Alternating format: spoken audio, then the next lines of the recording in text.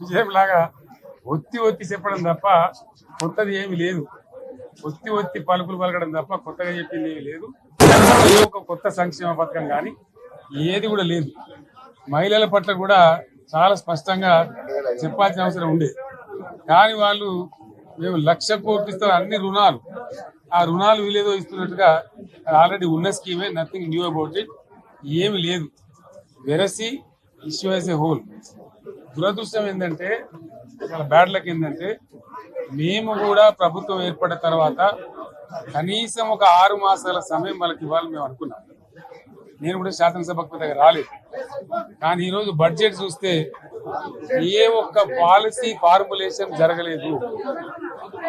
రాష్ట్రానికి సంబంధించినటువంటి ఏ ఒక్క విషయంలో కూడా ఈ అర్భక ప్రభుత్వం ఇప్పటి వరకు పాలసీ ఫార్ములేషన్ చేసినట్టుగా కనపడతలేదు. వ్యవసాయం ఉంది, మాకు స్పష్టమైన అవగాహన ఉండే ఈ రాష్ట్రంలో వ్యవసాయ స్థిరీకరణ జరగాలని మేము 2 పంటలకు కూడా ఇచ్చినాం రైతు బంధు. వీళ్ళు ఎగ్గొడతామని చెప్తా ఉన్నారు. మేమేదో రైతులకు ఇచ్చిన డబ్బును దాన్ని పాడు చేసినాము, చెడగొట్టినాము, దుర్వినియోగం చేసామన్న పద్ధతిలో దురదృష్టకరమైన వ్యాఖ్యలు చేస్తూ ఉన్నారు.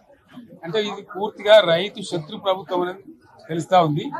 ధాన్యం కొనుగోలు చేయలేదు, విద్యుత్ సరఫరా చేయడం లేదు, నీరు సరఫరా చేయడం లేదు, చాలా ఇబ్బందులు పెడతా ఉన్నారు. ఇంకా రైతు భరోసా, రైతు బంధు గురించి ఇంకా ప్రస్తావనే లేదు. ఎప్పుడేస్తారని మా ఎమ్మెల్యేలు అడిగితే కూడా కనీసం సమాధానం చెప్తలేరు. కాబట్టి రైతులను వంచింది ప్రభుత్వం, వృత్తి కార్మికులను వంచింది.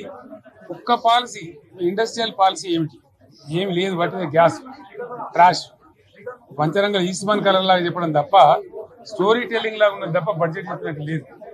రాష్ట్రంలో వ్యవసాయ పాలసీ ఏమిటి, పారిశ్రామిక పాలసీ ఏమిటి, ఐటీ పాలసీ ఏమిటి, ఇంకా ఇతర అనేక పాలసీ, పేద వర్గాలకు సంబంధించిన పాలసీ ఏమిటి అనే దాని మీద ఏ ఒక్క దాని మీద కూడా గ్యాస్ ట్రాష్ తప్ప, చిల్లర మల్లర ప్లాట్ఫామ్ స్పీచ్ లాగా ఉంది తప్ప అది బడ్జెట్ ప్రసంగం లాగా లేదు.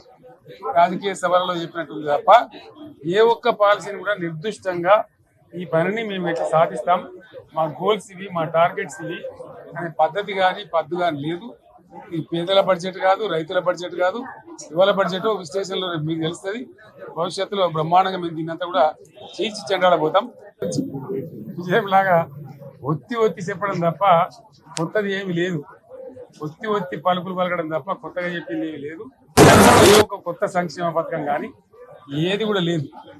మహిళల పట్ల కూడా చాలా స్పష్టంగా చెప్పాల్సిన అవసరం ఉండే, కానీ వాళ్ళు మేము 1,00,000 కోట్లు ఇస్తాం అన్ని రుణాలు, ఆ రుణాలు వీలేదో ఇస్తున్నట్టుగా ఆల్రెడీ ఉన్న స్కీమే, నథింగ్ న్యూ అబౌట్ ఇట్, ఏమి లేదు. వెరసి ఇష్యూ యాజ్ ఎ హోల్. దురదృష్టం ఏంటంటే, చాలా బ్యాడ్ లక్ ఏంటంటే, మేము కూడా ప్రభుత్వం ఏర్పడిన తర్వాత కనీసం ఒక 6 మాసాల సమయం వాళ్ళకి ఇవ్వాలని మేము అనుకున్నాం. నేను కూడా శాసనసభకు దగ్గర రాలేదు, కానీ ఈరోజు బడ్జెట్ చూస్తే ఏ ఒక్క పాలసీ ఫార్ములేషన్ జరగలేదు. రాష్ట్రానికి సంబంధించినటువంటి ఏ ఒక్క విషయంలో కూడా ఈ అర్భక ప్రభుత్వం ఇప్పటి వరకు పాలసీ ఫార్ములేషన్ చేసినట్టుగా కనపడతలేదు. వ్యవసాయం ఉంది, మాకు స్పష్టమైన అవగాహన ఉండే ఈ రాష్ట్రంలో వ్యవసాయ స్థిరీకరణ జరగాలని మేము 2 పంటలకు కూడా ఇచ్చినాం రైతు బంధు. వీళ్ళు ఎగ్గొడతామని చెప్తా ఉన్నారు. మేమేదో రైతులకు ఇచ్చిన డబ్బును దాన్ని పాడు చేసినాము, చెడగొట్టినాము, దుర్వినియోగం చేసామన్న పద్ధతిలో దురదృష్టకరమైన వ్యాఖ్యలు చేస్తూ ఉన్నారు. అంటే ఇది పూర్తిగా రైతు శత్రు ప్రభుత్వం అనేది తెలుస్తూ ఉంది. ధాన్యం కొనుగోలు చేయలేదు, విద్యుత్ సరఫరా చేయడం లేదు, నీరు సరఫరా చేయడం లేదు, చాలా ఇబ్బందులు పెడతా ఉన్నారు. ఇంకా రైతు భరోసా, రైతు బంధు గురించి ఇంకా ప్రస్తావనే లేదు. ఎప్పుడేస్తారని మా ఎమ్మెల్యేలు అడిగితే కూడా కనీసం సమాధానం చెప్తలేరు. కాబట్టి రైతులను వంచింది ప్రభుత్వం, వృత్తి కార్మికులను వంచింది. ఒక్క పాలసీ, ఇండస్ట్రియల్ పాలసీ ఏమి లేదు. బట్టి గ్యాస్ ట్రాష్ పంచరంగ ఈస్మాన్ కలర్ లాగా చెప్పడం తప్ప, స్టోరీ టెల్లింగ్ లాగా ఉన్నది తప్ప బడ్జెట్ చెప్పినట్టు లేదు.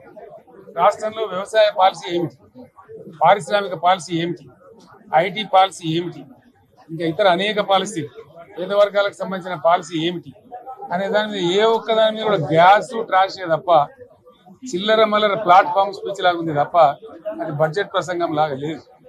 రాజకీయ సభలలో చెప్పినట్టుంది తప్ప ఏ ఒక్క పాలసీని కూడా నిర్దిష్టంగా ఈ పనిని మేము ఎట్లా సాధిస్తాం, మా గోల్స్ ఇవి, మా టార్గెట్స్ ఇవి అనే పద్ధతి కానీ పద్దు కానీ లేదు.